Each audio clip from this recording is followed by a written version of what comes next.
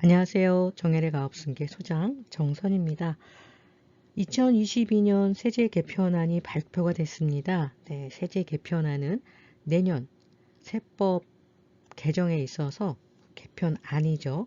따라서 이 안이 연말까지 많은 개정을 통해서 2023년도에 적용이 되겠죠.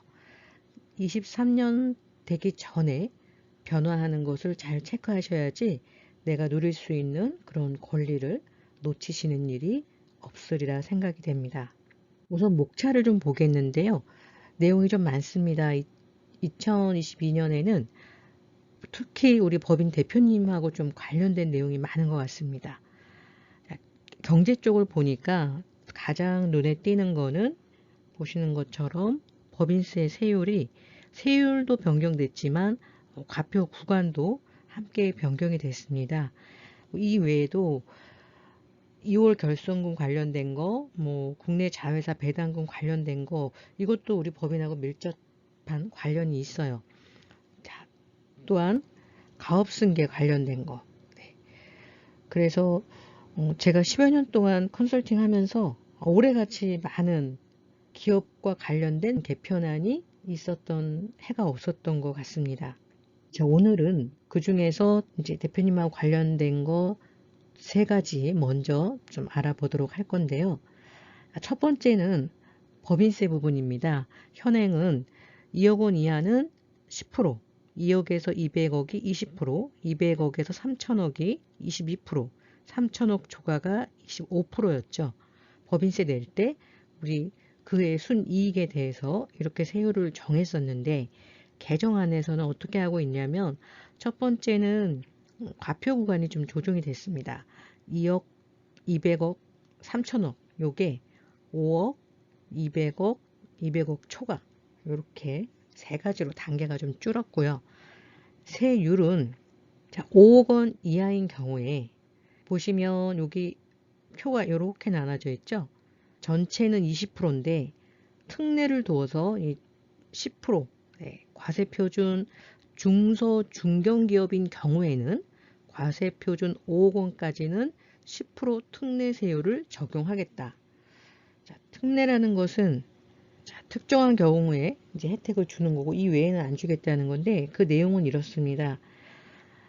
다음 요건을 모두 갖춘 중소 중견기업은 10% 특례세율 적용해서 제외다. 다시 말해서 이 요건에 해당이 되지 않으면 10% 특례세율을 받을 수 있습니다. 자, 그럼 예외 규정을 살펴봐야겠죠. 기존처럼 소비성 서비스업은 현행과 동일하게 제외라고 합니다. 자, 첫 번째, 지배주주 등이 50% 초과 지분을 보유하고 AND입니다. 자, 기본 조건은 지배주주 등이 50% 초과 지분을 갖고 있어야 돼요. 그러면서 부동산 임대업이나 또 부동산 임대업이 아니다 하더라도 부동산 임대 수입, 이자, 배당 이런 것들이 매출 대비 비중이 50% 이상인 경우 흔치는 않을 것 같아요. 그러나 해당되는 기업의 대표님들은 이 부분에 대한 대비가 필요할 것 같습니다. 자, 정혜래 가업승계하고 가장 관련이 높은 가업승계 제도 관련 개편 내용입니다. 사후관리기간 7년에서 지금 5년으로 단축하는 것이 개편안에 나와 있고요. 업종유지, 많이 부담스러워 하시는 게 업종유지인데 업종유지가 중분류 내에서 허용이 됐는데 대분류까지 허용이 되는 걸로 그렇게 개편안이 나와 있고요. 고용유지가 지금 두 가지가 있었어요. 매년 정규직 근로자 수를 80% 이상 유지를 해야 되고 총 급여액도 역시 80% 이상 유지를 했어야 됐어요.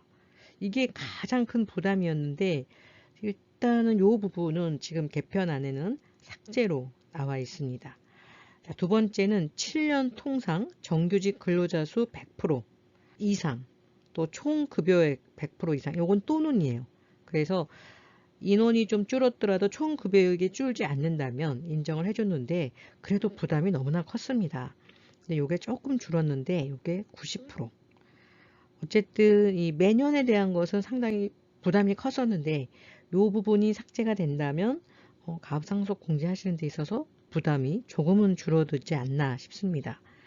자산 유지, 가업용 자산의 20% 이상 처분하면 안 됐는데 요거를 40% 정도로 올릴 예정이고요. 지분 유지는 주식 등 상속받은 상속인의 지분은 기존과 동일하게 유지를 해야 됩니다.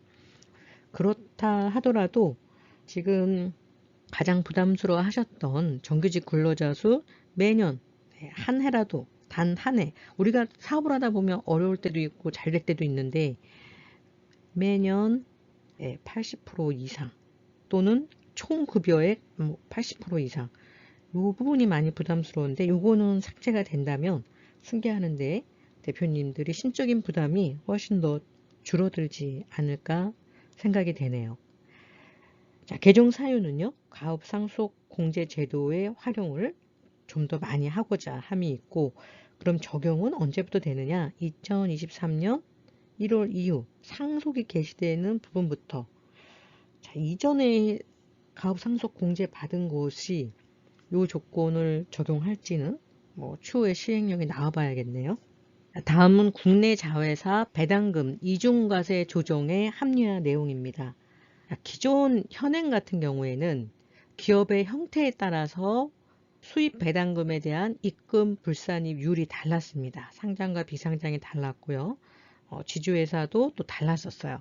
자, 그럼 기업의 형태에 따른 지분율에 따른 입금 불산입을 차등 적용했단 말이에요. 그런데 개정안에서는요. 기업 형태 구분이 없이 지분율에 따라서만 입금 불산입 제도를 적용하겠다는 거예요. 자, 이게 무슨 소리냐면 대표님 회사가 있습니다. 대표님 회사가 있고 아버지 이제 부의 회사가 있고요. 자의 회사가 있습니다. 이렇게 아버지 회사, 아들 회사가 있는데 자, 이 자의 회사의 지분율이 이 부의 회사 지분율이 50% 이상이라면 자, 그리고 자녀가 50% 자, 이 주주가 부회사 그리고 자녀 이렇게 하겠습니다.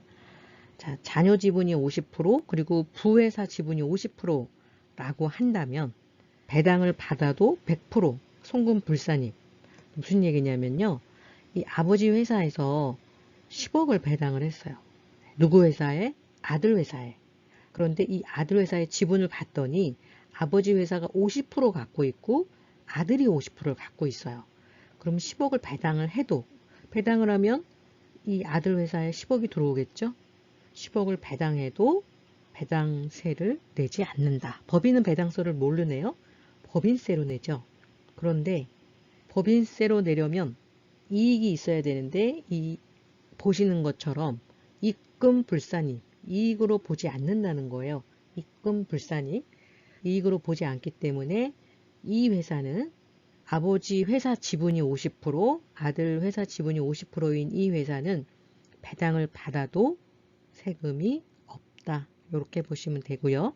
다음은 지분율이 30% 이상. 자, 주주 구성을 봤더니 자, 아버지 회사 이름을 부회사라고 그럴게요. 주식회사 부회사. 아들 회사는 주식회사 자회사라고 하겠습니다. 지분이 주식회사 부회사가 30%로 갖고 있고요. 아들이 70%를 갖고 있습니다. 자, 이 경우에는 80%는 입금 불산입 하겠다는 거예요. 이익으로 보지 않겠다는 겁니다.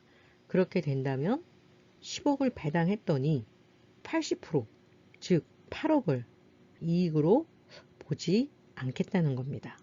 또 30% 미만 10% 이렇게 갖고 있다라고 한다면 이 경우는 30% 불산입 하겠다는 거죠. 자, 이것과 관련해서 더 많은 검토가 필요하고 더 많이 연구를 해봐야겠지만 보시는 것처럼 국내 자회사 같은 경우에 배당을 하더라도 상당 부분 배당세 즉 법인세를 내지 않는 상황이 될 것 같습니다. 만약에 이 개편안이 통과가 된다면요. 자, 지금 저희가 그 세법 개정안을 계속 세무팀에서 연구를 하고 있는데 상당히 많은 부분에 변화가 있어서 추후 지속적으로 챙겨봐야 될 것 같고요. 어느 때보다도 대표님들이 관심을 갖고 계속 이 세법 개정안을 살펴보셔야 되는데 중요한 것은 미리미리 준비하면서 이 개정안에 대비를 하셔야 될 것 같습니다. 지난번 저희 세무사님하고 영상할 때 이런 얘기를 하시더라고요. 권리 위에 잠자는 자는 보호받지 못한다. 아무리 세법 개정안이 이렇게 좋은 내용이 있어도 이 내용을 미리 알고 준비하지 않는 경우에는 그 혜택을 당연히 누릴 수가 없겠죠. 이번 세법 개정안이 어디까지 통과가 될지는 모르겠어요. 그런데 대표님들이 아는 것만큼, 관심을 가진 것만큼 혜택을 누릴 수 있다는 것만큼은 확실할 것 같습니다. 정혜래 가업승계에서는요, 법인잉여금 출구 전략 1:1 무료 상담을 진행하고 있습니다. 영상에서 다 공개하지 못한 그런 노하우가 1:1 상담에서는 우리 회사에 맞는 절세 플랜을 받을 수 있습니다. 궁금하신 내용 또 상담이 필요하신 경우에는 영상 하단에 상담 링크를 클릭 후 작성해 주시기 바랍니다. 감사합니다.